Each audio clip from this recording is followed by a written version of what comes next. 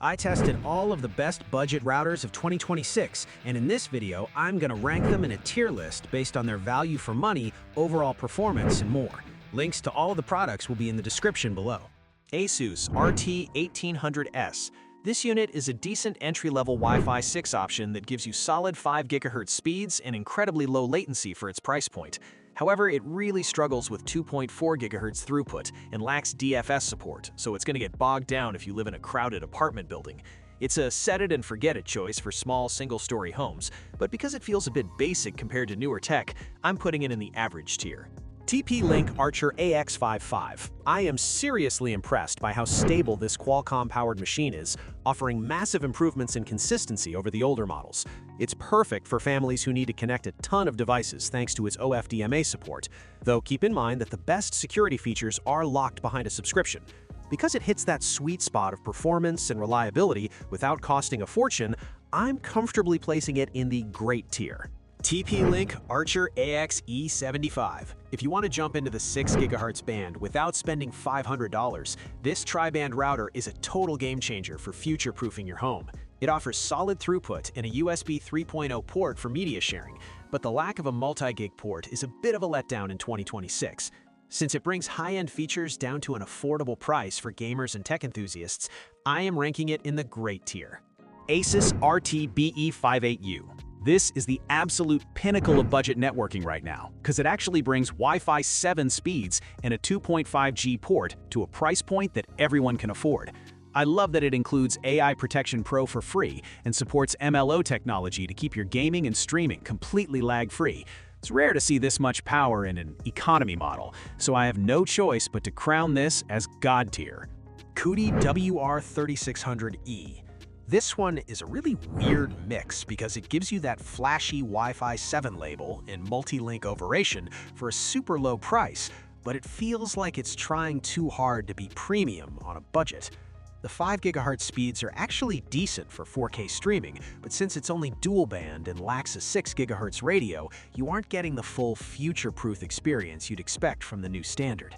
It's okay for a small apartment if you just want a cheap way to say you have Wi-Fi 7, but for most people, I am putting this in the average tier.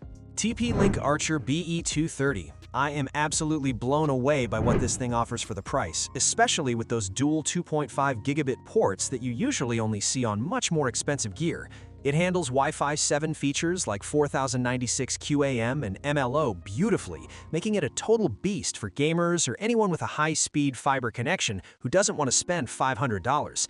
This is hands down the best value entry into the next generation of networking right now, so I am easily ranking this in the God tier. TP-Link Deco X55. If you are struggling with dead zones in a bigger house, this mesh system is a total lifesaver because it's incredibly simple to set up, and the AI-driven roaming actually works. It's a solid Wi-Fi 6 performer with 3 gigabit ports on every unit, though it does lack a USB port and some of the more advanced customization options I usually like to see. It's the perfect set-it-and-forget-it solution for families who just want reliable coverage everywhere, which is why I am placing it in the good tier. TP-Link Archer AX100. This is a very basic, bare-bones Wi-Fi 6 starter that delivers okay 5 GHz speeds, but really struggles on the 2.4 GHz band and lacks support for 160 MHz channels. It's fine for someone living alone in a small space with a few devices, but it starts to feel really sluggish the moment you try to push it with heavy multitasking or a ton of smart home gear. Because it's missing modern essentials like WPA3 and feels a bit outdated even for a budget model, I am keeping this in the average tier. NETGEAR R6700AX. I actually really like the raw performance here. It punches above its weight with great upload speeds and a surprisingly long range that covers up to 1,500 square feet.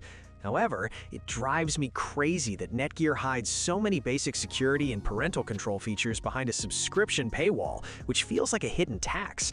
It's a powerful, reliable workhorse for a small family that wants stable Wi-Fi 6, so despite those annoying fees, I am slotting this into the great tier. TP-Link Archer Air R5. This is hands down the sleekest router I've ever used, coming in at just 1 centimeter thick and designed to be stuck right onto your wall like a piece of art. While it looks futuristic and offers solid Wi-Fi 6 speeds, the range is just okay, and you're stuck with only one LAN port, which might be a deal breaker if you have a lot of wired gear. It's a perfect fit for minimalists or apartment dwellers who value aesthetics over hardcore expansion, and for me, it definitely lands in the good tier. Reyee RGE5. I'm really impressed by how this thing punches way above its weight class with massive 5 GHz throughput that actually beats out some much more expensive competitors. It's a fantastic, no-frills choice for anyone on a budget who just wants raw speed and great mid-range coverage without paying for extra pro features like VPN tools or media sharing. Because it delivers such premium performance at such a low price point, I'm putting this one straight into the great tier. TP-Link Archer AX20. This is your classic set-it-and-forget-it router that handles high-bandwidth tasks like 4K streaming and gaming for multiple devices without breaking a sweat.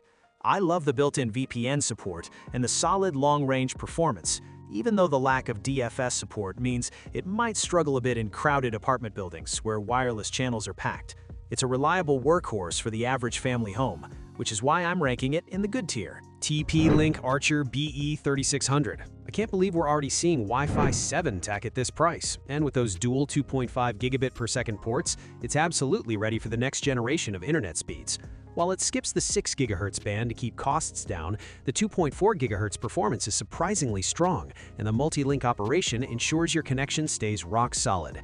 It's essentially the best value for money upgrade you can buy right now to future-proof your setup, so I have to place it in the God tier.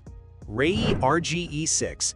This beast is specifically tuned for gamers, featuring a 2.5 gigabit per second WAN port and smart prioritization that keeps your ping low while everyone else in the house is streaming. It's incredibly fast, rivaling some Wi-Fi 7 routers in close-range tests, though the coverage can drop off a bit once you start moving through several walls. If you're a gamer living in a flat or a smaller home and you want top-tier performance without the gamer tax, this is a total win and goes right into my God tier. TP-Link Archer AX21. This is such a reliable workhorse if you need solid Wi-Fi 6 speeds without paying for a bunch of extra bells and whistles you'll never use. I love how easy it is to set up with the app, though I have to admit the range can struggle a bit if you're trying to cover a massive 2-story house.